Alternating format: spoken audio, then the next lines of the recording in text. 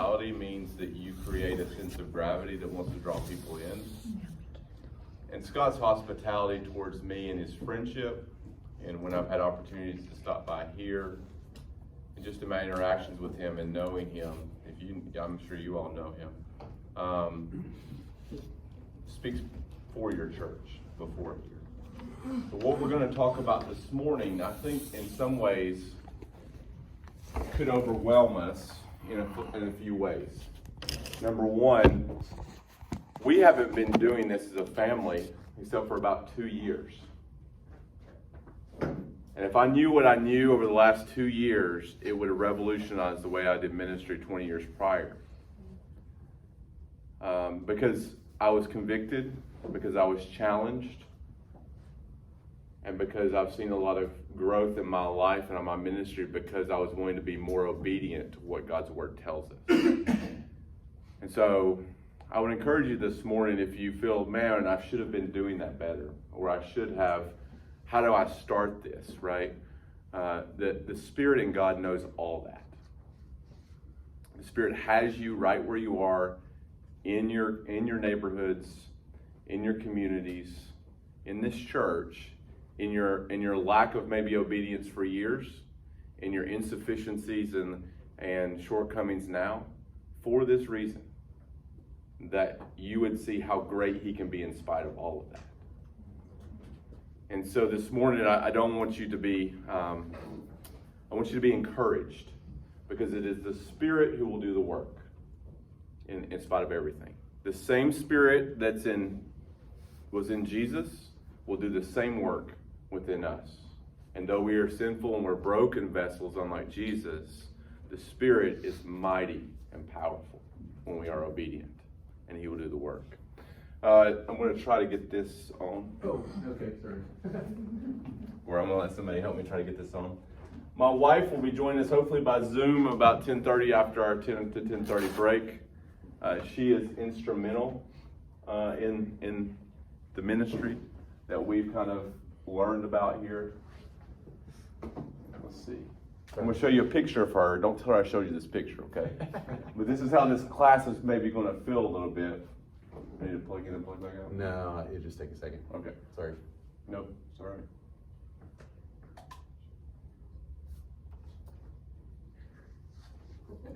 You should do it.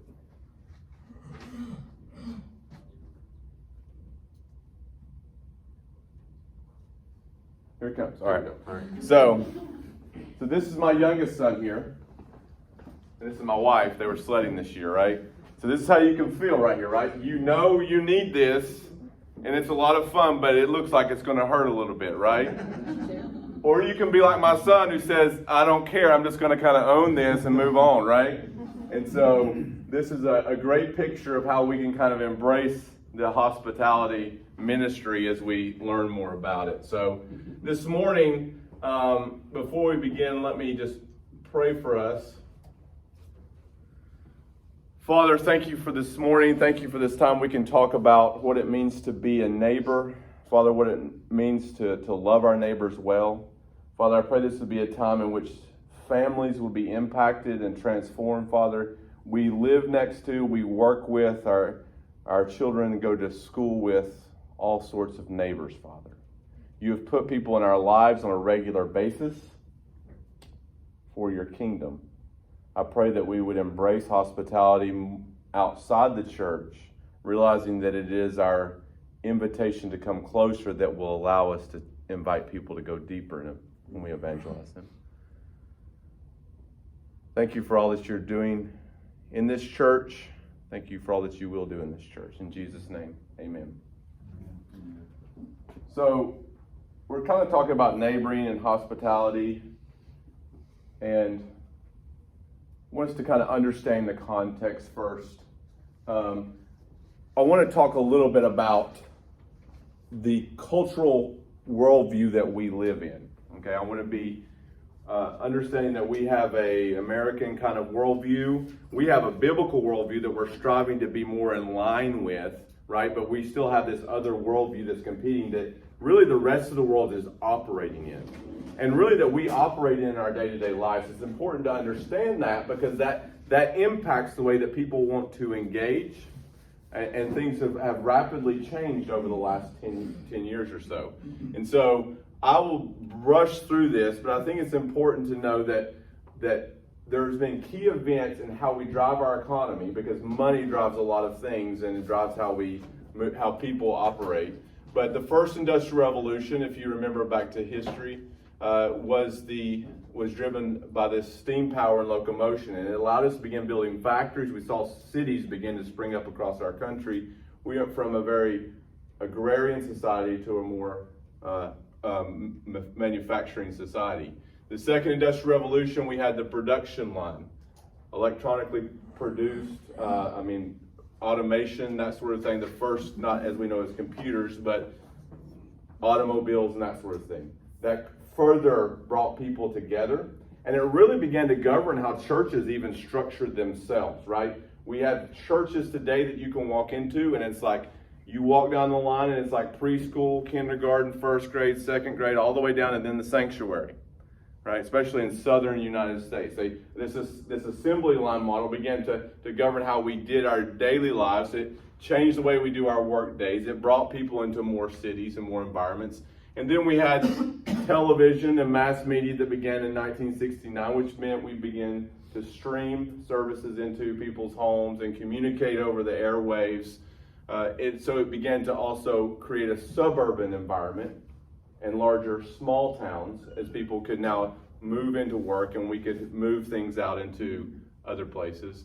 But we really entered a fourth industrial revolution, and this is important that we understand, because it is really how people think in their mind today, and it is different than other times.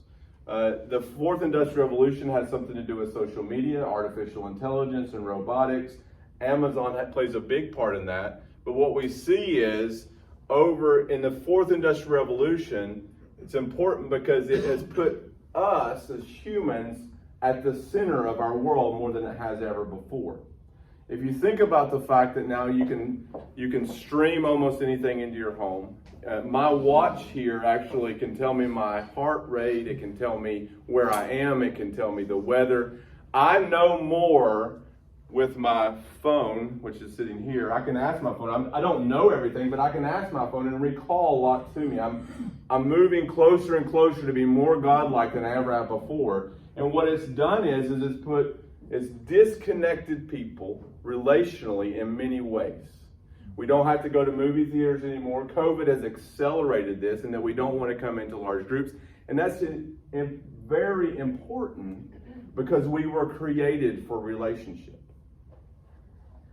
And that creates a big opportunity when we engage our neighbors in conversations, in hospitality, and evangelism, because they're not getting what they were created to do as much as they were in times past. Does that make sense? You don't even have to necessarily walk into a grocery store anymore if you don't want to. You can pick it up, you can order it, you can deliver it. And so we've become more and more disconnected, with the perception that we are more and more connected through social media and those means, when in fact what it's doing is it's generating inside of us a desire that we need to be connected on a human level, but we're not finding that fulfillment. And so all of these things amplify the sense that you don't need all of that. You can just get it right in your home. And so if this is what is happening, it's going to work against our traditional way we have church in years past, right? So people aren't as likely, the outsider's not as likely just to walk into our church building on a Sunday morning as they might have been in the past. They're not as likely necessarily to show up to an event as they would have in the past. And again, COVID kind of amplifies all this. And we can say that we're coming out of COVID, but there's been a psychological shift when you go through a pandemic for 2 years that says, don't go to places you're not familiar with lots of people. And so without relationship, there's going to be fewer and fewer people that are just going to walk into that. And it's going to take a lot more work or resources in order to attract them into that.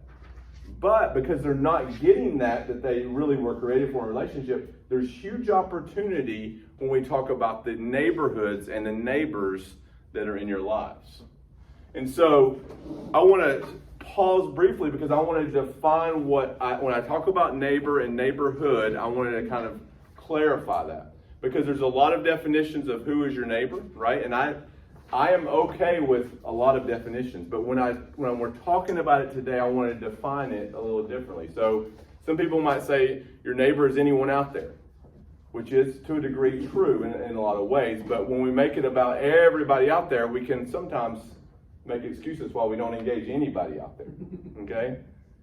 And when we make it so specific that it's the person who lives next door to you, then we maybe have made it a little bit more narrow too. Because when Jesus tells a story about the Good Samaritan, he's not talking about someone who lived next to that Samaritan.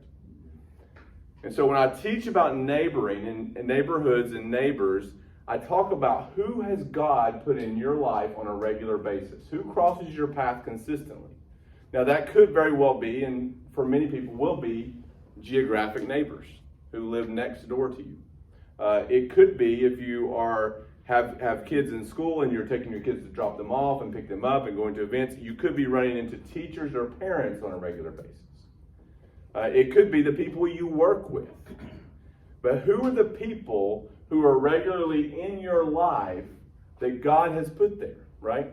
Because we'll take the geographic sense. Who decided that you were going to live in the home that you're living in? You did, but to a degree, God had an impact in that. He had you put there. More than that, who put the neighbors next to you? God did. And so he has uniquely positioned you, regardless of what you think about your ability to engage with your neighbors in that context, or your school context, or your work context. He has put you there as a believer with exactly the insufficiencies, inabilities that you have so that he can show you who he is through being obedient to him and welcoming people closer. And so when we talk about neighbor today, I'm talking about the context of who could you or who do you regularly engage? Because you might say, well, I live next to a bunch of people, but I've never really met a lot of those people, all right? Well, there's the possibility there, right? And so that is a neighborhood that you live in. And the school is a neighborhood you frequent. And the workplace is a neighborhood. Because in the second hour, we're going to talk about designing a prayer strategy for application that revolves around who are your neighborhoods and who are your neighbors. Okay? So I think that's important because I don't want to just have this vocabulary that's floating back and forth, and you have your version of that, and I have my version. So just to clarify, so that everyone's working off the same definition. And again, if you have a different definition, that's fine. Just put mine as number 2 or number 3 on your list. That's okay. But just for the context, you know what I'm talking about. So in this Industrial Revolution, the highest desire for people today is experience. That hasn't always been the case. Experience is what people long for today. That's what they're trying to deliver into the home. That's what they're trying to invite you to be a part of, right? That is why parents will take their kids to all these sports leagues sometimes, because they want to have that experience to their kids that they can no longer have sometimes, right? So we see that people are craving an experience because they're looking and searching really for God and their place in this world, but they're looking, the experience is the highest level. And that's important because many of them don't have an experience with an authentic Christian. And so that's why when we meet with our neighbors sometimes and we have dinner with our neighbors and they come over to our house and we're like, we have nothing in common with these people. We sit around and we talk for 2 hours. We never even get up and move from the table to the living room because we're just so engrossed in conversation. And they leave, and Leslie and I are like, what just happened? Like, we have nothing else more in common with them, but they had an experience that they don't have anywhere else. And when you have experiences, you create trust. And trust is the highest commodity that I think we have today. Trust is different than it was 10 years ago. Trust is different than it was 10 years ago. Because 10 years ago, when you were buying a product, you didn't go look where first? Where are you going when you're buying a product? You go buy something on Amazon, you buy the cheapest thing out there? Where do you go? Reviews. You go to the reviews, right? How much more concerned are we about identity theft today than we were 10 years ago? Right? When someone calls you and wants to offer something, right? How often are you ready to jump on that telemarketer as much as you were before? You might go research it, right? You might go look at more information about it or ask them to send you more information. But trust is not as easily given as it was when I was growing up. Especially in kind of even this cultural context here in Southern Illinois. Reminds me a lot of being from the South where I'm from, where, you know, because you just kind of trusted people, but that lack of trusting more, you have to earn that more. You have to earn that more. And trust is most easily achieved through experience. When people interact with someone, when they know someone, they're more likely to invest or form that partnership. That's why it's so critical today in business, where it wasn't before. It was about who you knew. It was about, oh, this person referred this person. Today, people want to sit down and have that conversation in person before they enter in and move forward. There's a great deal of importance in trust. And we're going to talk later about building trust through good question asking. But I believe that when you develop relationships with people through hospitality and give them an experience they probably never have experienced before, at least not a long time. For many people, it is foreign for them. I know this may sound crazy, to come over to someone's house, sit down and have a meal and a conversation that's with no agenda. It is foreign to them. It is foreign to them. I was telling church the other day, they were asking, you know, what are you looking to do in this conversation? I said, nothing. You're looking to do nothing. You're looking to love this person. I try to ask one good question during that time. But you should never make the goal of your hospitality to get them in the church building or to a church event. Now, if it comes up in conversation in your church and they're intrigued by that, then by all means, you know, continue down that road.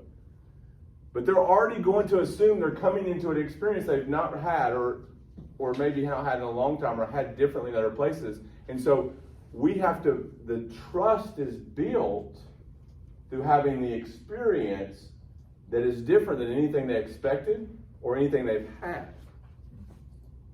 Now, we'll talk more about this in question asking, but we do the same thing by sharing experiences in things that we love to do.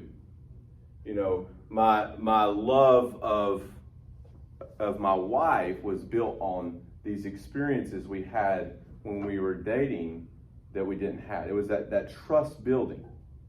And so trust is extremely important. In fact, again, it is the highest commodity, because if you have trust in someone, then you're willing to invest a lot. And there's some easy ways we're going to talk about building trust that are super simple. Okay? But just understand that your goal is to build that trust. I can send you guys the slides, but this is kind of Maslow's hierarchy of needs, which, you know, some psychological thing. But right here is where we are in this fourth dimension religion. Think about self-expression as we went through the Facebook and that sort of thing. And now the actualization of others is your Black Lives Matter movement, all of these agenda movements, right? Moving towards self-actualization, that I can be the God of who I am, right? This cycle that we're going through is a continually pointward inward. It is the lie that we heard in Genesis 3, that you can be like God. He's keeping something from you, right? And technology is allowing us to be closer and closer to that. And the closer that people get to that, the further they realize they are from God, and the deeper the longing is for something different. In fact, a lot of people who think about where we're going in the future think that we're not going to shift more towards Facebook, but that my kids' generation are going to long for that authentic connection that happens in community, and they're going to drift back towards community. So the church that uniquely positions itself to say, we're going to make our biggest difference in our neighborhoods, will be uniquely positioned for the next generation to be impacted, because they want to have these experiences with Christians that they've never had before, right? Just like they're searching for an experience with many of the other things of the world at a young age, They want to have that experience before they go off to college. They want to wait longer. All those sorts of things. They'll not know, many of them won't know a Christian. And so it'll intrigue them. You're going to see movements back to what we see sometimes in Europe with small eateries and boutiques and things will be community driven, because again, COVID has amplified this desire and people are moving out of the cities. Greatest movement of people in a long time. So real quick, this is how we saw the models in the Industrial Revolution, right? This is the shopping mall. Kids, I don't know how many kids know shopping malls. You guys know shopping malls? They used to be a big thing. Like, we used to drive 2 hours to go to one of the shopping malls because that's where you could go and get stuff, right? And then what came along and competed with the shopping mall? Well, before that, Walmart, right? Walmart's like, hey, I'll put a shopping mall in every town, right? So they decentralized things, right? They put that in there. And then Amazon came along and said, I'll put a shopping mall in everyone's hand, and oh, by the way, I'll let them be a mall if they want to, right? And so we can talk about how this is how the world operates and where the church, but this governs how people think. This governs how people think, and if we think about it this way, this is our church-based model for many years of you get people into the church, you go home and you do your thing, right? You come back and you get fed, and so there's this idea of a very centralized model. Then we went to missional community model, which is also, again, both of these have a lot of good things that happen out of them, and they're not necessarily bad. But this is the model that became much more successful, multi-site, multi-campus, those types of things where we push church out into other places began to become effective because people were in that mindset. So this model, the missional church network, means that we want to provide people a place where they can get church in the church building. We want to provide people where they can have that church encounter in our homes, in our workplaces, at our schools. That can only be done through hospitality. That can only be done through hospitality. So that's what we're looking to achieve, to where sometimes it will be you're engaging the community here. Sometimes it's the family is in the church is growing. Sometimes we're got that spot where we're all engaging. Sometimes it's just the family engaging in the community they're in. But this will allow us to be more effective. What are the primary ministries and programs that we focus on at church? Somebody give me a ministry program we have. Maybe here, maybe not. Small groups. Small groups, okay. What else? Children, right? Children's ministry. Right, okay. We have different types of compassion ministries sometimes at churches, right? Food pantries, those sorts of things. Who are competing with these programs? So what? The government's competing hard with those programs, right? The government has a lot of money too, right?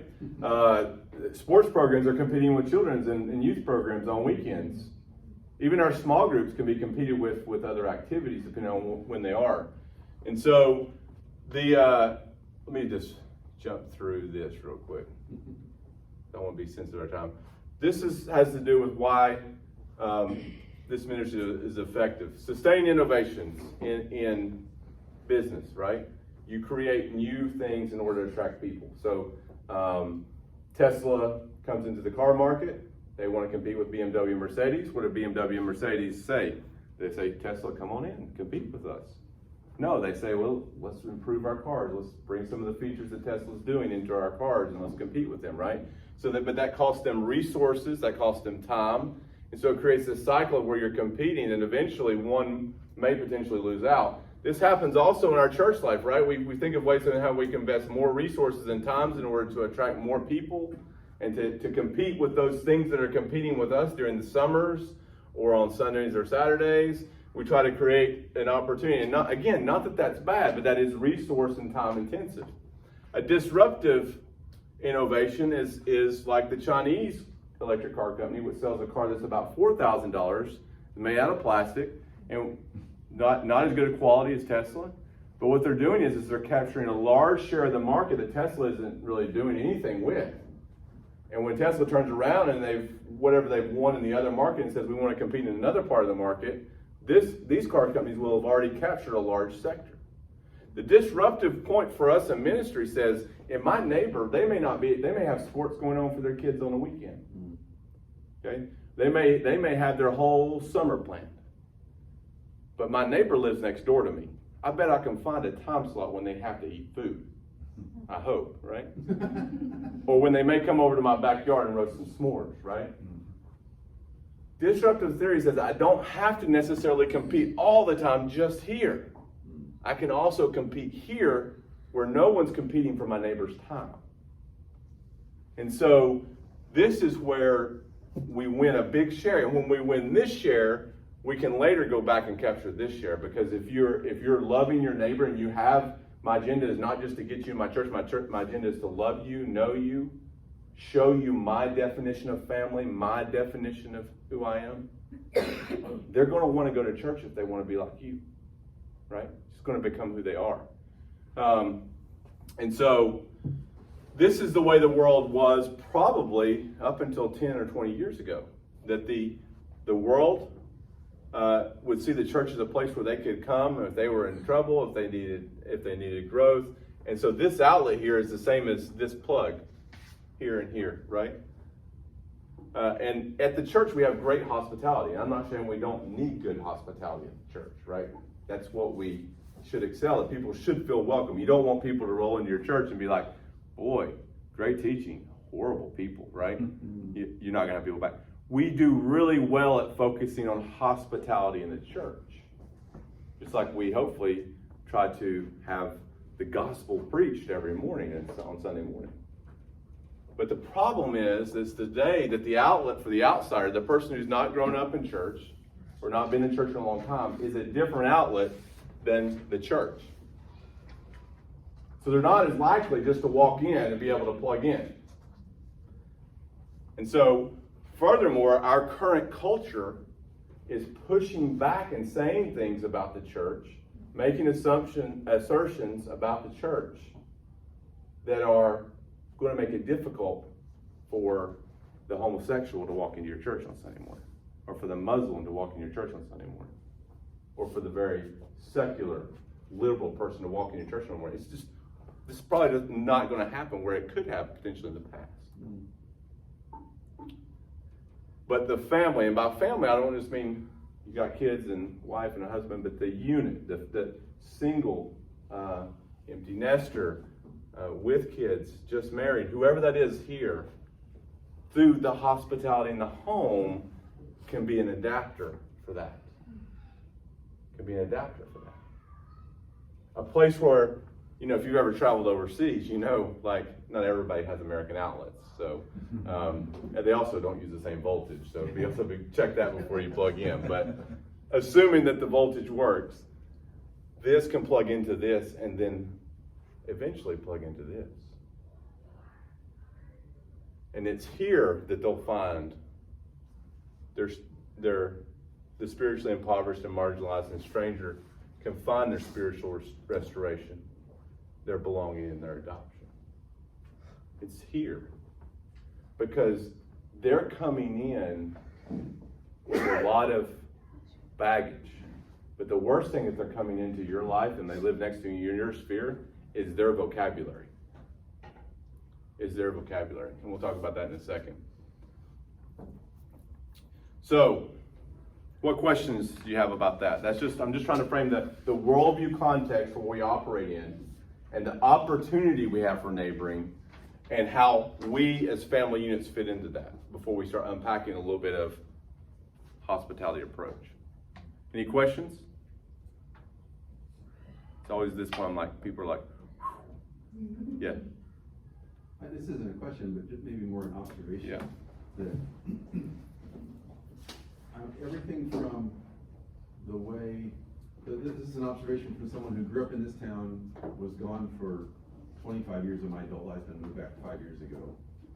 That everything from how free kids play on the street, like my mom would send us outside on Saturday morning and say, see you at lunch.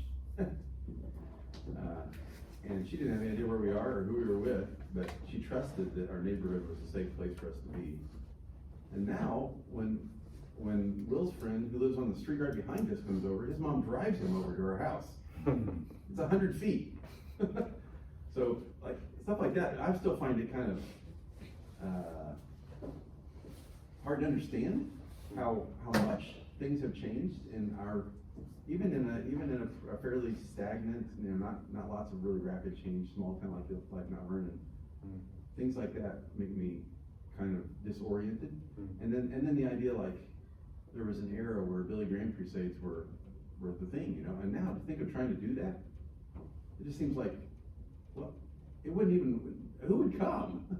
The older fan base probably, right? The church people would come. Yeah, church people would come. So it just, I still find it kind of disorienting, like what's happening? So this is helpful for me just to even see some of the broader societal or whatever. Let me start with this next section with telling you about our story. We moved into our community in Springfield. We really wanted to find a home where we could geographically make an impact. I knew at the time I was working for a ministry. I knew we homeschool church, so I knew that we needed to have a circle somewhere that had lost people in it. And the most convenient for us with that setup, with our kids not being in public school, was going to be the geographic neighborhood we lived in. So again, it doesn't have to be for you, but that's where we said, hey, this is where we're really going to make our most important neighborhood at. So we moved into our neighborhood, and we knew before we moved in who 90% of our neighbors were, and we began praying for them. And I'll go over how you can do that in a little bit, but we prayed for our 30 closest neighbors for the first 30 days before we moved into our neighborhood. And so as we moved into our neighborhood, first of all, I don't know if COVID was going on in our neighborhood, because I had a lot of older people who I would have thought would have never walked up to me, came in and introduced themselves, right? I only credit that to the Spirit's already working and answering our prayers, as we talked about that as a family. As we met the first couple of people, and our kids that night said, we prayed for them like 3 weeks ago, right? I'm like, yeah, we did, right? We did. But we set about a deliberate pattern of walking our sidewalks. Okay, so for you, you're going to have to set about some regular routines in your life. For some of you, you may already have things in your life that you're just going to invite people into, right? For others, you may have to say, I'm going to have to commit to carving out about 3 or 4 hours a week, whether to take a walk, to go to a park, to be more present during this school time, pickup time, whatever that looks like. I need to carve out some time in which I can have those interactions happen. And then you're going to have to carve out about 1 hour a month starting now to say, I'm going to have time at the table with someone. But that's not a big commitment, considering we all need exercise probably. We all need to eat sometime, right? So it's not like you're not going to benefit in other ways from incorporate that to your life. But we set about to do this, and we've sought to meet as many neighbors as we can. If we have time, I could probably walk you through when we do the prayer part and tell you dogs' names, kids' names, where they go to school, where they work, around our neighborhood. Not to say, hey, look at what we've done, but just because we set about a deliberate pattern in our life of observing, orienting, and engaging. Okay, so we set about that to say, we really were convicted, because when I read the story of the Good Samaritan, I began to ask myself, have I been more the priest and the Levite concerned about crossing on the side of the street? Now, there was a lot of cleanliness issues and that sort of thing we know that's going on in that passage. But for me, am I crossing over on the other side of the street from the neighbors that God has put in my life on a regular basis so I can get to church on Sunday morning and do what I need to do at church? And sometimes I begin to ask myself, have I prioritized those who I get to kind of craft who I engage with at church at the expense of the people that I know God has put in my life? And when I get to heaven one day, do I really want to answer it as to why I live next to someone, or my kids went to school with the kids in the same grade and played on the soccer team with them, and I never tried to attempt a relationship with that parent or that person next door to me? And I began to realize that is not really a comfortable position for me to be in. And so Leslie and I really set about saying, we not only want to change this in our lives, but we want it to be more natural for our kids' lives. Because those are 4 families we represent. And so when we engage our neighborhood, and we have, well, this year was kind of a culminating point right before Halloween for us, because we had 83 people at our house. And 50 of them were from our neighborhood. And it was pumpkin carving, so a lot of kids too. And so we probably, if you count all the families that were represented from those kids, we're talking about 200 families represented there in another 10 or 20 years. And I thought to myself, what an opportunity to impact by walking out my door every day. When we do ministry, walking across the street to go eat dinner and walking back, it's a lot better than throwing my kids back in the car and having to ride back 20 minutes, kicking and screaming because they still got to get a bath when they get home. It's really easy to just walk across the street. And so we set about doing this, and it was important. And one of the first people we met was Jim and Johnny. Jim and Johnny, their dog is Toby, would say that they're Christians. They're not. Great people, good people. They walked Toby every day, 2 or 3 times a day, until Jim got sick last year with pneumonia, was in the hospital for a little bit. Then my kids walked the dog. Is this Jim and Johnny 2 males? No. Okay, thank No. you. No, Johnny is actually Marilyn, right? And Marilyn's dad always wanted a boy. And so they gave her the nickname Johnny, right? And Johnny cried at our table when she had dinner with us the first time, because she was telling us about her life, and she didn't know why she was telling us her life. Mm-hmm. She was telling us her life because she'd never had an experience like that. Mm-hmm. So Jim and Johnny now, fast forward after the first year, not this spring, but the previous spring, because they're still in Florida until probably the first part of April. We met 3 new neighbors in our March, April timeframe last year. And they said, "Oh, we already heard about you." And I'm like, "Oh, really?" "Yeah, Jim told us all about you." So Jim's not a believer. Is already creating the context for me to do hospitality because of that. And so over the last 2 years, we've had about 12 or more families in our house to eat, several of them multiple times. Leslie will get to share the story of the first person who's in our house who's now in a Bible study. But hospitality is about invitation. If we were to look at the scripture hospitality, and I'm really going to brush through the scriptures, because I'm going to send these PowerPoints to Scott, and he can send them out to you. Because there's tons of scripture about invitation. About how, if you think about it, how Jesus took Adam and Eve to a garden. He gave them a place to live. You think about the stories of like Abraham and the 3 visitors, and then he shows them hospitality by feeding them, right? Then he pleads with Lot's life. You see about Rahab, who invited the spies in, and what happens to her? She's going to be saved, right? We see story upon story. You see in the Old Testament, and then in Jesus' ministry, and then in Paul's ministry, the fact that hospitality is intertwined with salvation. And that is because I believe that oftentimes we can know how to communicate the gospel clearly. We can be obedient to communicate verbally the gospel clearly, but because of our lack of inviting people to come closer, they can't clearly hear what we're trying to say. So don't misunderstand me. We have to verbalize the gospel to people for them to believe. Okay? That has to happen. But if we can't welcome them close enough to hear it clearly, then they may not hear what we want them to say. And so that's why hospitality is an invitation for people to come closer, so that you can invite them to go deeper. It's about playing the long game. Now, I will take a conversation at my dinner table all the way to the cross if I get an opportunity to. But I'm not going to force my way there. I'm not going to force my way there. I'm going to do what I've been commanded to do, which is to love and make disciples. And make disciples happens way before sometimes they believe in Jesus, right? In fact, Leslie will tell the story about showing hospitality to the person that she's in a Bible study yet who doesn't know Jesus, right?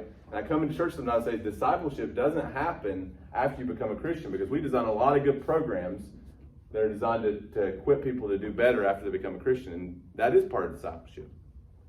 But Jesus' disciples followed him for 3 years, and they didn't believe Jesus was who Jesus was. Mm-hmm. And we wouldn't say that they weren't his disciples.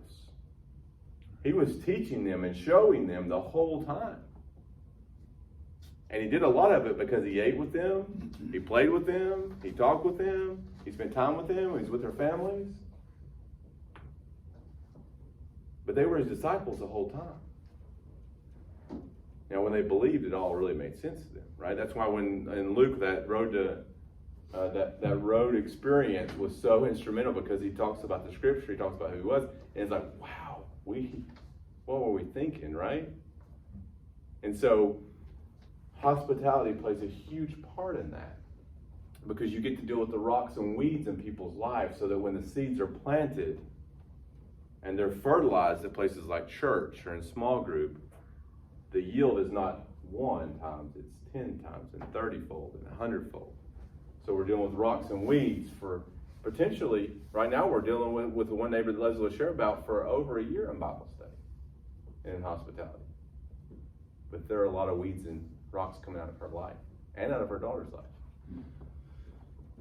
So what does the Bible say about hospitality? Again, here's all of these verses. There's like 2 pages of them. Some are Old Testament, right? We can't ditch the Old Testament just because the New Testament came along. Jesus would say, I came to fulfill that. And he really came to fulfill it, right? Because who's he eating with? Sinners. Tax collectors and sinners, right? That's what really infuriated the Pharisees, that he would eat with the worst of the worst.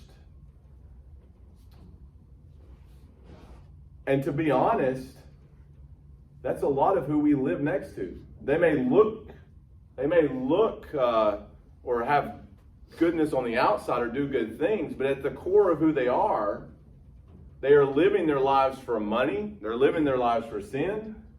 They're not living it for Jesus. And so the Pharisees were so mad because he sits down at a table, makes himself equal, and eats with them and shares an experience with them. But it was through sharing experience that we see extraordinary stories of people being saved at Jesus' table. And so there's a huge importance in the idea of hospitality.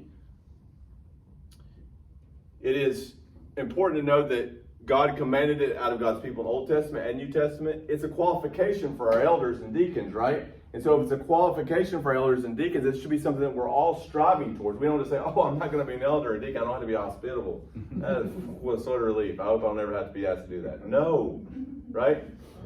And I love the pastoral search process, because we don't really get to evaluate this component very well. Sometimes we'll invite someone up. They'll get a babysitter for their kids, so they're not coming up, and they put them up in a nice place, and we feed them the whole time, right? What you should do if you're a new pastor is say, hey, we're going to bring a couple of people down from our church, and we're going to live with you for a week, okay? Do a Zacchaeus moment on you. I'm coming to your house today, okay? All right? Because then you can evaluate their hospitality, right? You can evaluate their hospitality. And so, who is my neighbor? We kind of already answered that question, but understand that this is the current context of our culture. You speak first, you speak loud, and you speak often. Okay? You guys know that, right? You just turn on the news and you can see that. It doesn't even have to be, notice it doesn't have to be speak truth, right? Yeah. It just has to be speak in these ways. But we as Christians are told to let our actions speak for us. In that hospitality sense, we can really amplify that, because we can say something that the rest of the world is not doing. It's not inviting people closer. It's screaming so loud that people don't want to stand too close to it, right? It's when people come close to you that you can whisper and they want to lean in and hear it at the table. Because at the dinner table, it's not hard to hear what's being said. It's not hard to hear what's being said. And so hospitality gives you context for your conversation. So when we walk on sidewalks around our street, we oftentimes will come into contact with people. Not all the time. But when you got 4 kids, and you got tricycles, and you got bicycles, sometimes you attract the dogs out and they want to come see the kid. There's lots of, so we have that advantage. But even if we didn't, even if it's just 1 or 2 of us walking, we'll sometimes come into contact with people. And what we're doing is we're modeling that we We want to know who they are. We want to talk to them. But more than that, we're modeling to our neighborhood, the places we run in, whether it's your school, whether it's your geographic neighborhood, we're modeling to everyone our hospitality, right? And our lives in a lot of ways. So that my neighbor who lives on one side of the street sees me stopping and talking to my Palestinian neighbor, and they see me talking to my white neighbor. They see me talking to the lesbian couple that lives over here. They see me talking to this neighbor who's older. That I don't differentiate. And what that does is it's putting in context in their mind, there's something about the way that they engage with people that is different than the world. And to a degree, if they know me as a Christian, they may think that a Christian wouldn't do it that way either. Mm-hmm. That I wouldn't associate myself with certain people. And so already I'm shattering their worldview. But what I'm also doing by engaging in my neighborhood, I'm painting context for my conversation in the future. Because what I'm going to do is when my son gets too tired to walk, I'm going to do one of two things. I'm either going to get down on my knee and I'm going to tell him, hey, you got to keep going. I don't really want to carry your tricycle today, right? And you, or if he's just walking, I might put him on my shoulders and carry him. But what I'm doing is I'm providing this context for my neighbors, right? Because when they look out their window and they see a dad carrying his son, or get down on his knee and having a conversation with his son, that may not be the same context they have in their definition for what a dad does. When they come to my dinner table, working on that. Oh, easy, Siri. Put you on do not disturb. I mean, do not disturb. When they come to my dinner table, and we did this new thing at my dinner table about everyone shares something they're thankful for, even guests. And I'm modeling something, right? I'm modeling what a family does. I'm modeling, hopefully before them, how I interact with my kids, my wife. They all have their own definition that they live out in their everyday life. And if you think it's a biblical worldview with a non-Christian, it's not, right? And if you talk with somebody on your sidewalk about the gospel, or about God being your father, about your church being a family, and you don't give them the context of that through your hospitality, you're leaving them to whatever definition they have in their vocabulary. And so if their definition of a father is a broken, hard home, difficult conversation with dads, and you've never showed them any different, that is their definition. That's not going to be attractive to them. If their idea of a family is something we never get together, we never do anything together, that's their context. We don't want that to be the case. So when you engage in hospitality at your dinner table, on your sidewalks, in your backyards, what you're doing is you're creating the context for the conversations you're going to continue to have with them. So that when you get that opportunity to talk deeply about the gospel, deeply about your church and why you love your church and you love your church family, you've given them the context for that by how you live your life. That there isn't a separation there. Because their idea is whatever they've got in their mind. So hopefully in our neighborhood, two people said at our pumpkin carving, Brad and Leslie really love our neighborhood. They really love our neighborhood. That was the best thing we could have heard.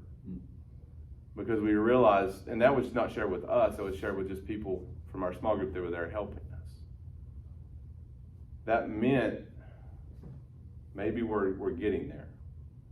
And maybe we're painting a good picture for them of what our family and what God means in our life. So that one day when the world says Christians are this, they may say, well, maybe most Christians are, but we know Brad and Leslie. Right?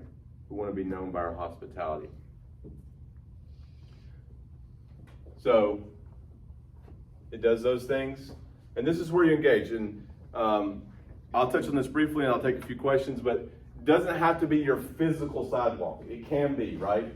But these are the places you kind of just go into the coffee pot and back during break. Whatever the places you kind of could engage with some people, but you're not necessarily going to have a deep conversation, right? Your front yard is somewhere where you would have that deeper conversation. When somebody walks around my sidewalk and they step in my front yard and have a longer conversation, that's when they're kind of orienting towards me, right? So this is where you have to be a little bit more deliberate sometime, right? You realize I've had a couple of good conversations or passing conversations with this person, I'm going to stop by their cubicle, or I'm going to, if I get an opportunity to sit next to that parent at that sporting event, I'm going to sit next to them so I can have more of a conversation. I'm kind of having this kind of moment. The dinner table doesn't necessarily have to be your dinner table, but understand, don't let that be an out for you, okay? Because your house, for many of us, is our most sacred place. And we make it so sacred that we forget that our home is in heaven one day.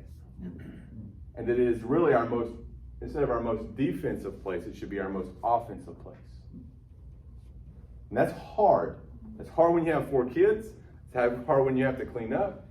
Leslie will share more about this in about 30 minutes. But it's really hard from a security standpoint for us guys.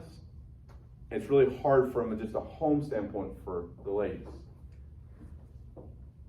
But the beautiful thing is whenever you put something that is so precious to you, open-handed before the Lord, He takes it and He does more with it in the way you wanted it to be used and the way He wants it to be used than you could have ever thought. We host a small group at our house. It's not really that small anymore. It's like more than 40 people every Wednesday night. So we started offering food, and people don't check out the other small groups when they stop at our small group. We're getting ready to split here at the end of this time to 2 small groups. We were like, I don't know, 17 or 15 when we started last year. So there's a lot of kids, but it's a lot of people. But in that context, we found that when we added the dinner table into our lives, so that when the stranger comes and visits us, and they say, is this a special occasion you guys are eating here? And they say, no, this is something we do every time we get together. That is different in the world. When you make it about sharing food together, you create that experience that no one has, and you generate a trust, because what have you done? You've let somebody into your sanctuary. And when you offer trust, and they enter into it, and they share stories of their life, stories of their hurts, stories of their joy, you build trust. And once you've built trust, you have something in the bank that you can cash in on later. You can cash in for more opportunities. You can cash in for conversation. But that's what this will do for you. And as close as you can get to the dinner table, the best. We would have never done it 2 years ago, but we would never do it differently now. And it may take 15 conversations here and 5 conversations here just to get to here. And for some of our neighbors, it takes over a year. And for some, it takes 2 weeks. So, any questions on just this hospitality piece? Any ways that challenges? Brad, you had mentioned in the beginning, and this is really a good point, that the goal of inviting someone over was not to get them to church. You know, that was not our agenda. There was no agenda, in fact, when we invite them over for dinner. But then you also said that you want to make sure that you're going to ask them a specific question. Mm-hmm. What is it? We're going to go there. Okay. We're going to go there. The last 30 minutes is on questions, because that's the most important thing. And we'll talk about questions at different stages in these areas here. Okay? That was going to be my question. Mm-hmm. If you have somebody you've known for a while, you know they're not a believer, mm-hmm. and you've had the hunting conversation, and I work on engines, and I love sports, and all those kinds of things, but there's just nothing there. You're afraid if you get too aggressive, you're just going to push him away.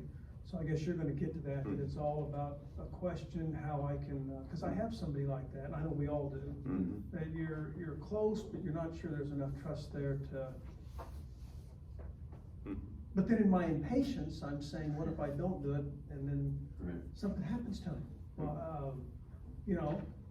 Well, if you've been obedient to hospitality, if you've been obedient to love them better than you were yesterday, you're going to have to trust the other part, that God will continue to work that goodness towards completion. Yeah. Just to Kurt's question, what we found over and over overseas, so living among Muslims, that we face this tension a lot, where we wanna build trust, but how much trust in a community of 30,000 people and there's no believers? I mean, how far am I gonna get? How far might a believer, if we actually see someone come to faith, how far might they get? How many people are going off into hell as we are trying to build trust, that kind of thing. So I think one thing that's helpful, and I don't know if this is part of your presentation, Brad, one thing that's helpful is just to keep in mind that, we don't want to be offensive, but the gospel's gonna be, and we're gonna burn bridges, and people are gonna reject us too. So there's love your neighbor sacrificially, and there's no strings attached kind of love, and then together with that, there's make Jesus known at some level in some way as soon as you reasonably can while building trust, and realize that some people are probably, maybe you have stories about this, I don't know, but some people are gonna have that, and we live with that, that, of course, we live with that reality as well, recognizing that we're not gonna win everybody's heart over here. Yeah, and I think, we'll ask the question asking, I think you'll maybe have a few more things in your tool bag. But through those questions, you might build a new leverage of trust to where you'll have the confidence in your heart to say, I'm gonna go ahead and have this conversation at this point, and we'll see what the Lord does in that. Well, real quick too, I don't have a problem going there, and usually I go there too quickly, but with this guy, I just have this sense that if I do, he'll move off. So maybe that's just a weird thing with me and him, so I think the question time will help me. Okay. We're gonna take a break, and we're gonna partake in some hospitality. Yeah, that's right. And before we go, I wanna say one more thing. If the church gets hospitality right, the other 6 days of the week, they'll be fine on Sundays. You see, we oftentimes will do Sundays like we do evangelism sometimes. We'll just get people in the church building, they can hear the preacher preach the gospel, and they'll believe, right? And we make hospitality really a focus. Again, we should have a welcoming place, right? But I can promise you, if you strive to get better at it, if even the people in this room strove to say, we want to try to get better at it in our daily, everyday lives, you would blow it out of the water from the church scene, right? Because everyone's coming in here thinking you're supposed to be nice, right? Oh, you're supposed to be nice at this point when you come in the door, and maybe you got a welcome station, and then hey, we're going to have some sort of invitation to be welcome from the pulpit or at some point, right? There's those expectations for people who have ever been in this culture before, right? But if it oozes out of who you are, I can guarantee if you're about observing better in these neighborhoods, you'll observe better on Sunday mornings. You'll orient towards the person. You'll have those questions and conversations. And they will leave there thinking, I didn't just have a surface level hospitality experience. I really felt like those people really wanted to know who I was. And it will be not because you had to try at it here, but because it became natural in what you do. And so, really focusing on getting better and more obedient in this area will pay dividends in every aspect of ministry, whether you're good at it now or not, here in the church, in missions, in small groups. It will just amplify everything. So I don't know the direction for. Yeah, next 20-25 minutes, we're just gonna grab some snacks.